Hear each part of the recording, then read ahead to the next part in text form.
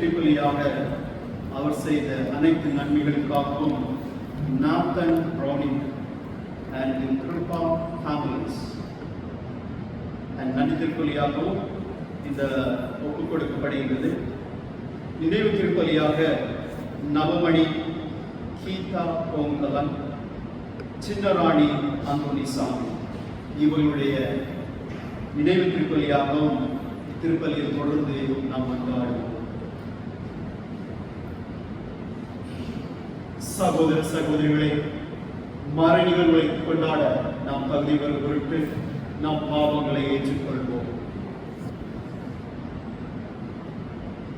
எல்லா இறைவனிடமும்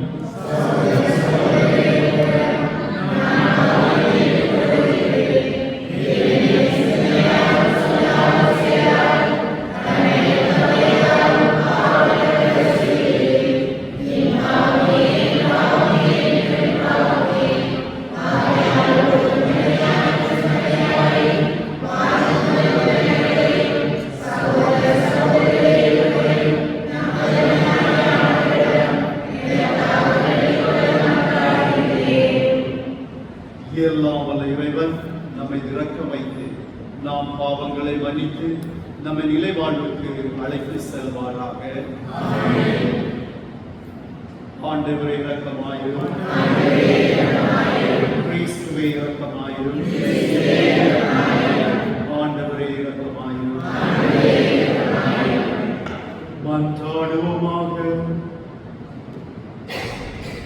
இறைவா, மது அருளால் பிள்ளைகளுக்காக தேர்ந்தெடுக்கப்பட்ட நாங்கள் ஒளியின் மக்களாக இருக்க விரும்புகிறீரே. அதனால் நாங்கள் தவறு எனும் இருளில் சிக்கிக் கொள்ளாமல் உண்மையில் பேரொழியில் இருந்தும் சிறந்து விளங்க அருள் புரிவீராக. உம்மோடு தூயாமையாரின் ஒன்றிலும் இறைவனாய் என்றென்றும் வாழ்ந்து ஆட்சி செய்தவர் வழியாக உம்மை மன்றாடுகின்றோம்.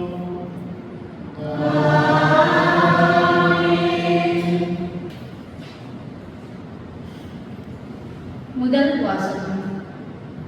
மக்களாகிய இஸ்ரேலை முன்னிய நானிலங்களுக்கு கொண்டு வருவேன். இறைவாக்கினர் ஆமோஸ் நூலிலிருந்து வாசகம். ஆண்டவர் கூறுவது, அந்நாட்களில் விழுந்து கிடக்கும் தாவீதின் கூடாரத்தை மீண்டும் உயர்த்துவேன். அதிலுள்ள இழிச்சல்களை பழுது பார்த்து சிதைந்தவற்றை சீர்படுத்தி பன்னடியை நாளில் இருந்தது போல் கட்டி எழுப்புவேன். அப்பொழுது ஏதோமில் எஞ்சியிருப்போரையும் எனது பெயரை தாங்கியிருக்கும் புற இனத்தார் அனைவரையும் அவர்கள் தங்கள் உடைமை ஆக்கிக் கொள்வார்கள் என்கின்றார் இதை செயல்படுத்தும் ஆண்டவர். இதோ நாட்கள் வரப்போகின்றன. அப்போது அறுவடை செய்வோரை, உழுவோரையும், கனி பிழிவோரையும், விதைப்போரையும் தொடர்ந்து முன்னேறும்.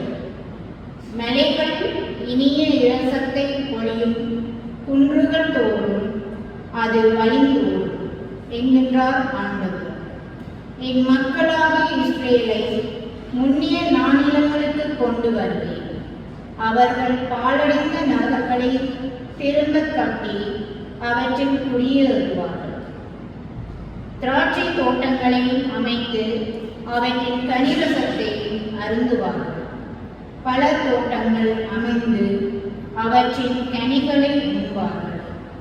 அவர்கள் தங்கள் நாட்டில் மீண்டும் நான் வருவேன், வேறுற்று செய்வேன். நான் அவர்களுக்கு அளித்திருக்கும் நாட்டிலிருந்து இனி ஒருபோதும் அவர்கள் பிடுங்கப்பட மாட்டார்கள் என்கின்றார் உங்கள் கடவுளாகிய ஆண்டவர். இது ஆண்டவரின் அருள்வாக்கு.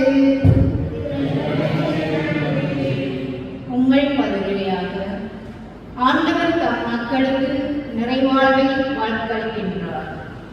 ஆண்டவர் தம் மக்களுக்கு நிறைவாழ்வை வாக்களிக்கின்றார். ஆண்டவராம் இறைவன் உரைப்பதை கேட்பேன். தம் மக்களுக்கு தம் பற்றுமிகு அடியாரும் நிறைவாழ்வை அவர் வாக்களிக்கின்றார். ஆண்டவர் தம் மக்களுக்கு நிறைவாழ்வை வாக்களிக்கின்றார். பேரன்பும் உண்மையும் ஒன்றையொன்று சந்திக்கும். நீதி நிறைவாழ்வும் ஒன்றையொன்று முத்தமிடும். மண்ணின்றும் உண்மை முளைத்தெழும், விண்ணின்றும் நீதி கீழ்நோக்கும். ஆண்டவர் தம் மக்களுக்கு நிறைவாழ்வை வாக்களிக்கின்றார். நல்லதையே ஆண்டவர் அருள்வார். நல்விளைவை நாம் நாடும் நல்கும். நீதி அவர் முன் செல்லும். அவர் தம் அடிச்சுவடுகளும் வழிவகுத்து நிற்கும். ஆண்டவர் தம் மக்களுக்கு நிறைவாழ்வை வாக்களிக்கின்றார். ஆண்டவர் தம் மக்களுக்கு நிறைவாழ்வை வாக்களிக்கின்றார்.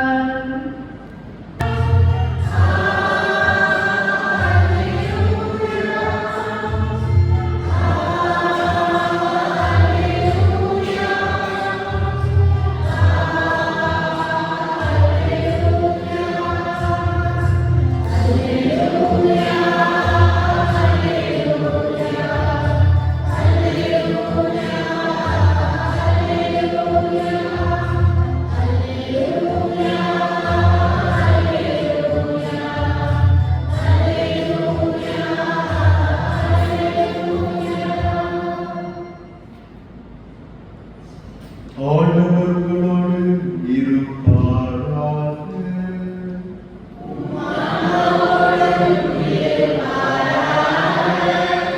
புனித மத்தைகளிலே நற்செய்தியிலிருந்து வாசகம்.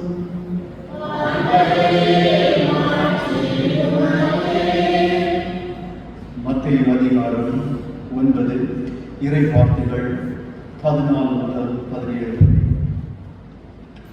அக்காலத்தில் யோவானிடம் சீடர்கள் இயேசுவிடம் வந்து, நாங்களும் பரிசேயரும் அதிகமாக நோன்பிருக்க உம்முடைய சீடர்கள் ஏன் நோன்பிருப்பதில்லை என்றனர்.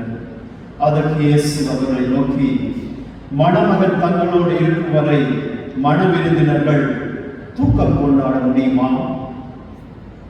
மணமகன் அவர்களை விட்டு பிரிய வேண்டிய காலம் வரும். அப்போது அவர்களும் நோன்பு இருப்பார்கள். மேலும் எவரும் பழைய ஆடையில் புதிய துணியை ஒட்டு போடுவதில்லை. ஏனெனில் அந்த ஒட்டு ஆடையை கிழித்துவிடும், கிழிசலும் தெரிந்தாகும். அதுபோல பழைய தோற்பைகளில் புதிய திராட்சை மதுவை ஊற்றி வைப்பதில்லை. ஊற்றி வைத்தால் தோற்பைகள் வெடிக்கும், மதுவும் சிந்து போகும், தோற்பைகளும் பாழாகும். புதிய மதுவை புதிய தோற்பைகளில் ஊற்றி வைப்பார். அப்போது இரண்டும் வீணாய் போகா என்றார். இது கிறிஸ்துவின் நற்செய்தி.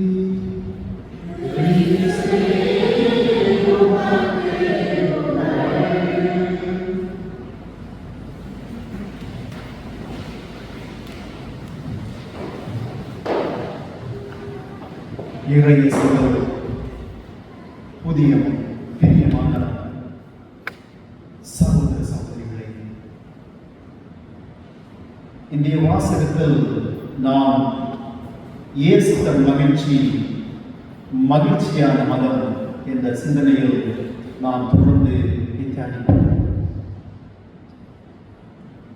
புதிதாக கிறிஸ்துவ மதத்தை ஏற்றுக்கொண்ட ஒரு இளம்பெண் ஒரு ஞாயிற்றுக்கிழமை காலையில் திருப்பலிக்கு சென்றுவிட்டு மிகவும் மகிழ்ச்சியோடு வீட்டுக்கு திரும்ப வந்தாள்.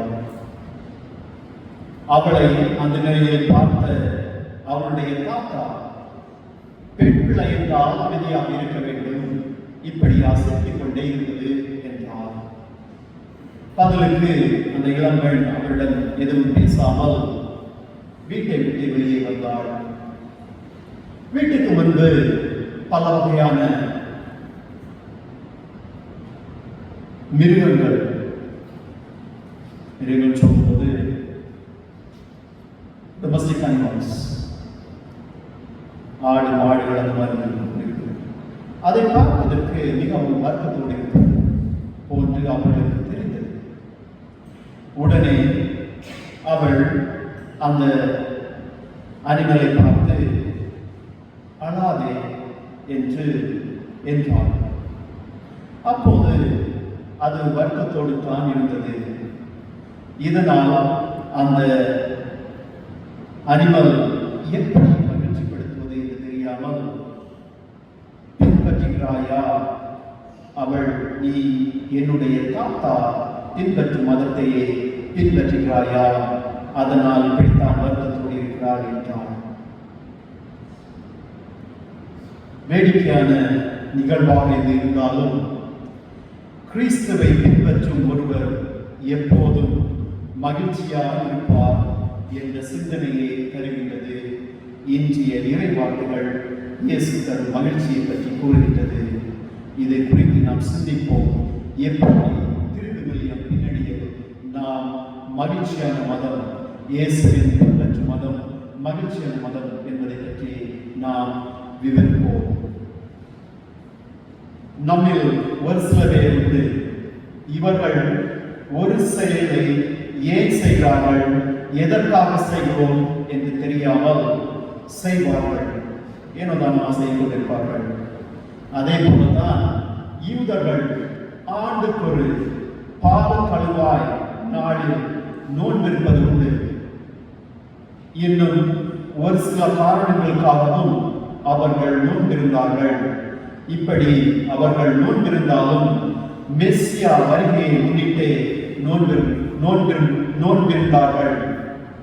இது உள்ள வேடிக்கை என்னவென்றால், மெஸ்ஸியாவாம் இயேசு வந்தவென்றும் அவர்கள் நோன்பிருந்தார்கள் என்பதுதான்.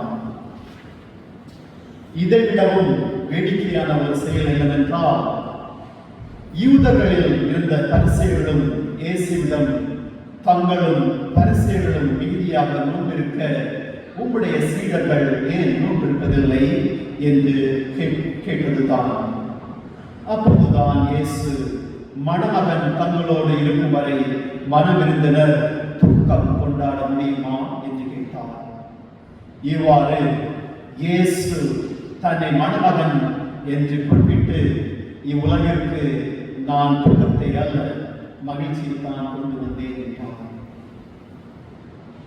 இறைவாக்கினர் ஆமோஸ் முதல் திருவகத்திலிருந்து நூலிலிருந்து எடுக்கப்பட்ட இன்றைய முதல் வாசகத்தில் ஆண்டவராகிய கடவுள் அந்நாளில் விழுந்து கிடக்கும் தாவீதின் கூடாரத்தை மீண்டும் உயர்த்துவேன், அவர்கள் கனிகசத்தையே அருந்துவார்கள் என்றார்.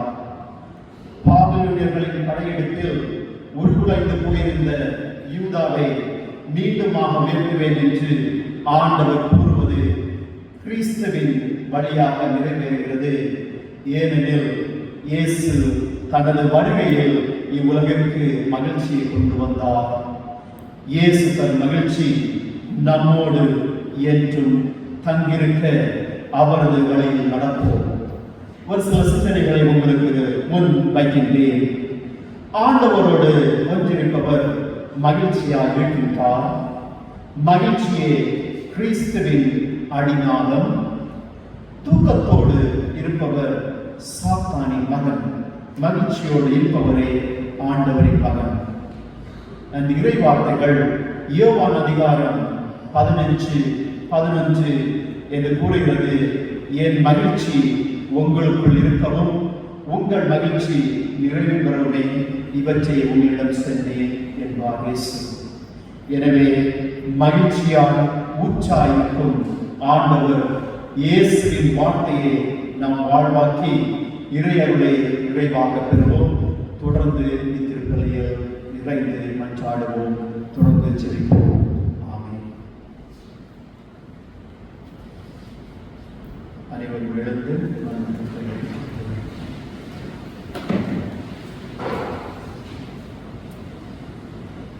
இறையேசுவில் பிரியமான சகோதர சகோதரிகளே, நாம் உள்ளத்தில் எழுகின்ற இறைவாக்குகளை நாம் கொண்டாடுவதாக தொடர்ந்து இறைவிடம் என்றாடுவோம்.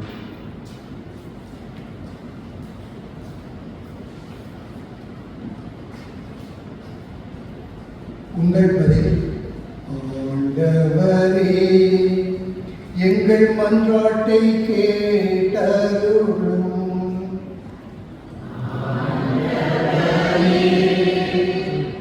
எங்கள் மன்றாட்டை கேட்டருளும்.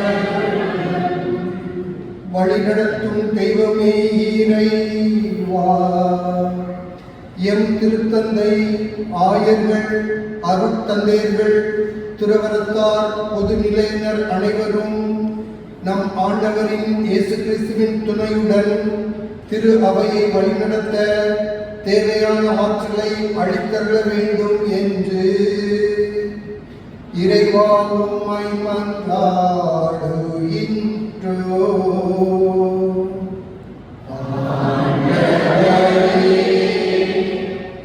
எங்கள் மன்றாட்டை கேட்டருளும். அன்பு தெய்வமே இறைவா, நாம் உலகை சார்ந்தவர்கள் அல்ல என்பதை மனதில் நிறுத்தி விண்ணுலக செல்வங்களை தேடக்கூடிய முறையில் பிறரை அன்பு செய்யும் மக்களாக வாழ வரம் தர வேண்டும் என்று இறைவா உம்மை மன்றாடுகின்றோம்.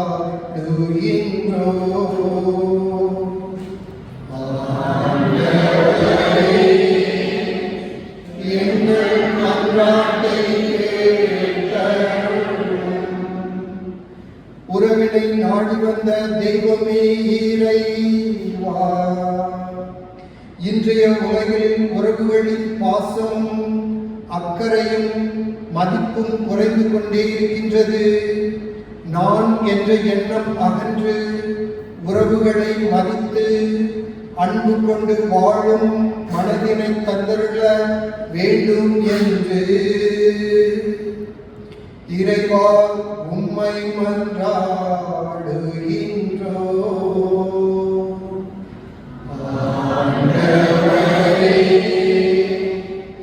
எங்கள் மன்றாட்டை கேட்டருளும். அன்பின் இறைவா, உமது தாயின் பரிந்துரையால் நாம் பெற்றுக்கொண்ட நன்மைகளுக்காக உமக்கு நன்றி கூறுகின்றோம். அவ்விடம் காணப்பட்ட தாழ்ச்சி, எளிமை, பொறுமை போன்ற நற்பண்புகளை நாமும் பின்பற்றி வாழ எம்மை வழிநடத்த வேண்டும் என்று இறைவா உம்மை மன்றாடுகின்றோம்.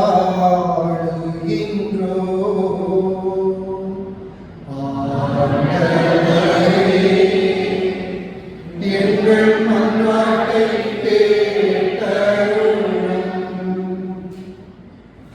இத்திருப்பலியில் நினைவு கூறப்படும் ஆன்மாக்களுக்காகவும் யாரும் நினையாத ஆன்மாக்களுக்காகவும் விண்ணக வீட்டில் இடம் அளித்தருள வேண்டும் என்று இறைவா உம்மை மன்றாடுகின்றோம்.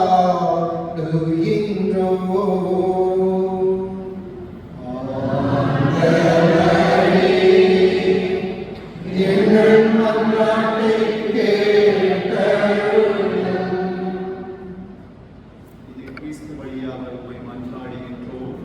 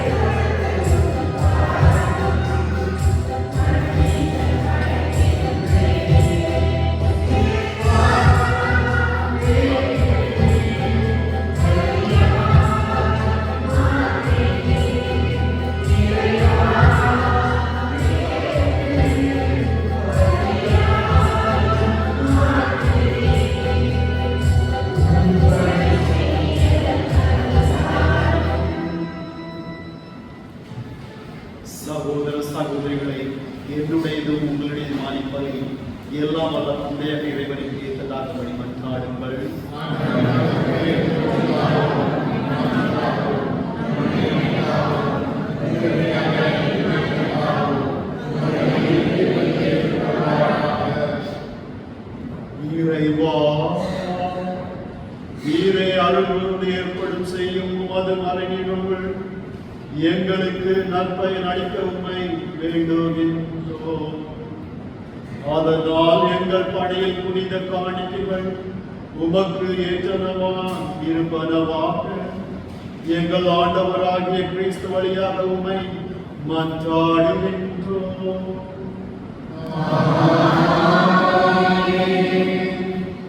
ஆண்டவர் உங்களோடு இருப்பாராக.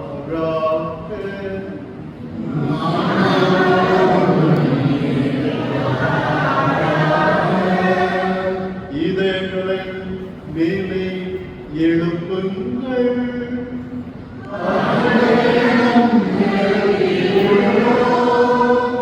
நாம் இரவனாகிய ஆண்டவருக்கு நன்றி கூறுவோம்.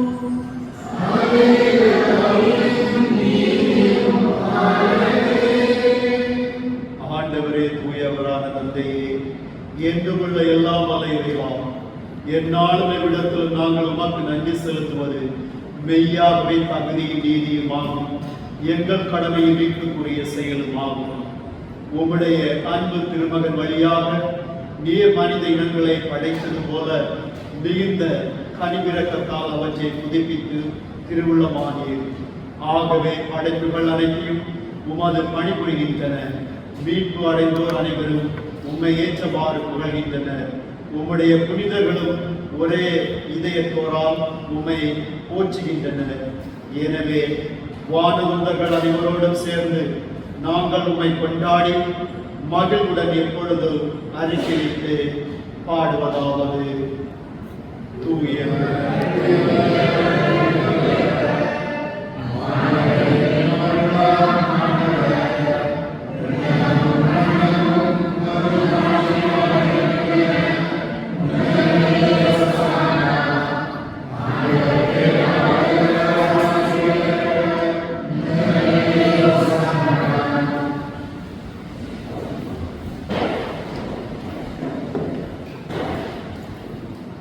ஆண்டவரே, மெய்யாகவே தூயவர், தூய்மை அனைத்திற்கு ஊற்று. ஆகவே உம்முடைய ஆவியை பொழிந்து இக்காணிக்கைகளை தூய்மைப்படுத்த உம்மை வேண்டுகின்றோம். இவ்வாறு எங்கள் ஆண்டவர் கிறிஸ்துவின் உடலும் இரத்தமுமாக எங்களுக்கு இவை மாறுவனவாக. அவர் பாடுபட உடல் பணித்து தம்மை கையளித்த போது அப்பத்தை எடுத்து நன்றி செலுத்தி அதை பிட்டு தம் சீடர்களுக்கு அளித்து கூறியதாவது: அனைவரும் இதிலிருந்து வெற்றி உண்ணுங்கள், ஏனெனில் இது உங்களுக்காக கையளிக்கப்படும் என் உடல்.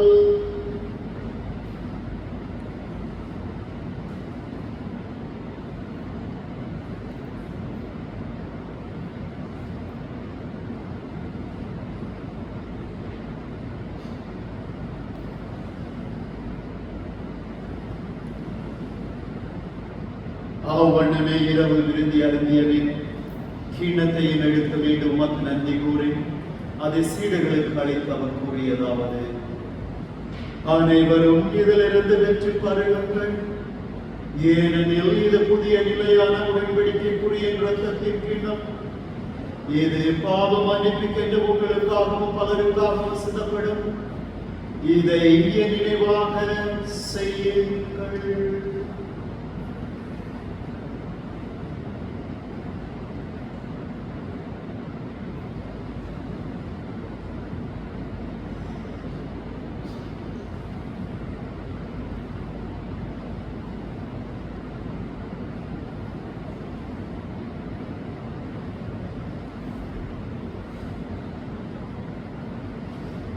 நம்பிக்கையின் மறைபொருள்.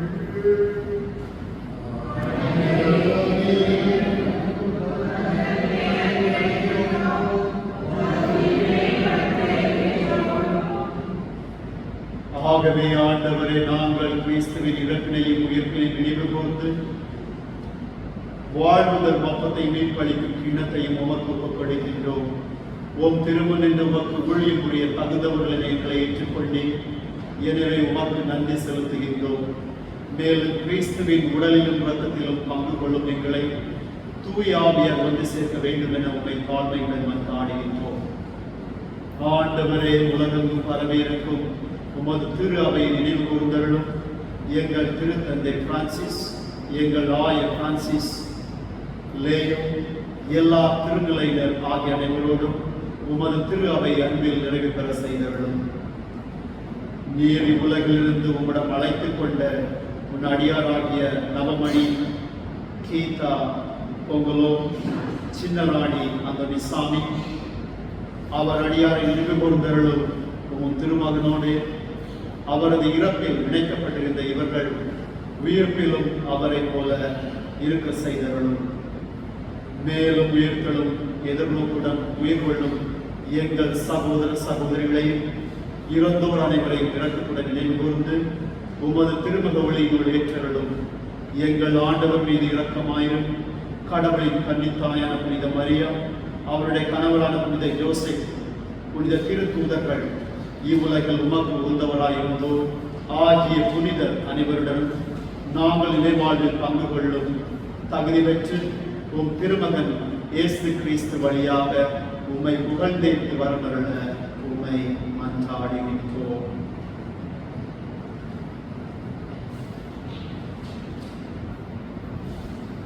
இவர் வழியாக இவரோடு இவரில் எல்லாம் வல்ல இறைவனாகிய தந்தையே, தூய ஆவியாரின் மன்னிப்பும் எல்லா புகழும் மாட்சியும் என்றென்றும் உமக்கு உரியதே.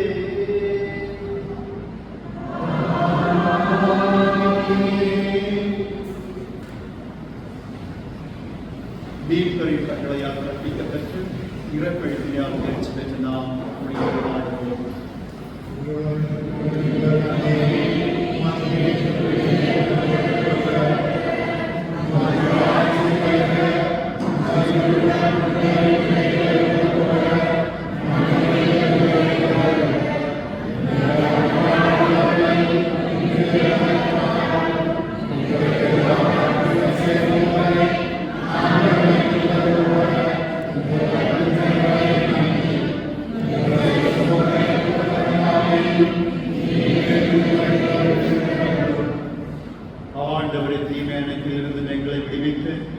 எங்கள் வாழ்நாளில் அமைதியும் கனிவுடன் அருள உம்மை மன்றாடுகின்றோம். உமது இரக்கத்தின் உதவியால் நாங்கள் பாவத்தில் இருந்து எப்பொழுதும் விடுதலை பெற்று யாதொரு கலக்கமின்றி நலமாயிருப்போமாக. நாங்கள் எதிர்நோக்கியிருக்கும் பேரின்பத்திற்காகவும் என் மீட்பராக இயேசு கிறிஸ்துவின் வருகைக்காகவும் காத்திருக்கின்றோம்.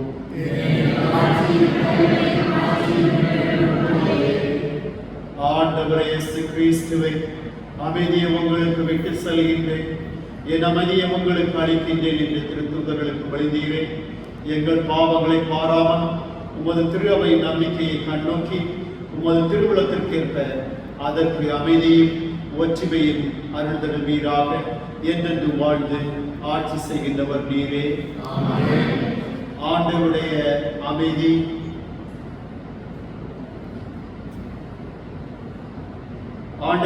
உங்களோடு என்றும் இருப்பதாக. ஒருவருக்கொருவர் அமைதியை பகிர்ந்து கொள்வோம். சமாதானம்.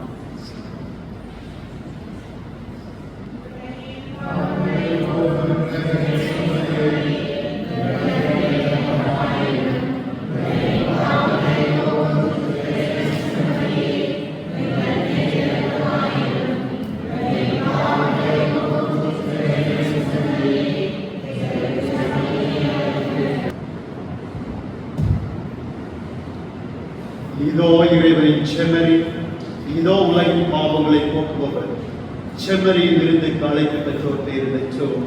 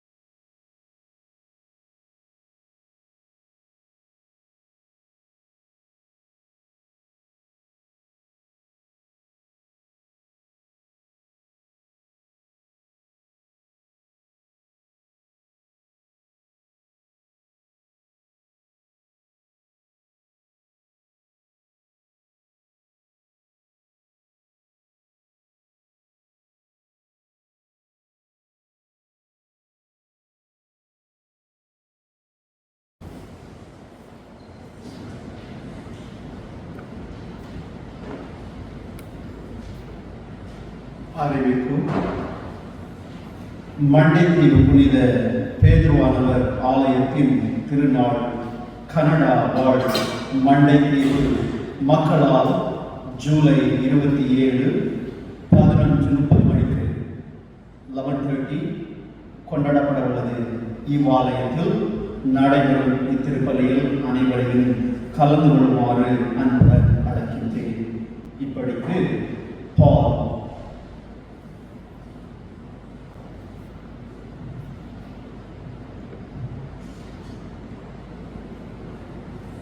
மன்றாடுவோமாக.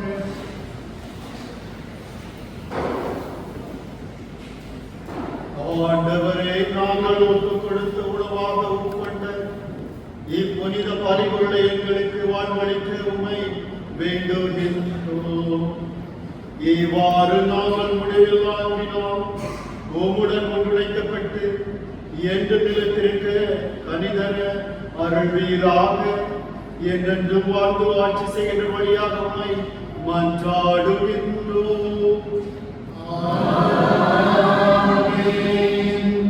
ஆண்டவர் உங்களோடு இருப்பாராக.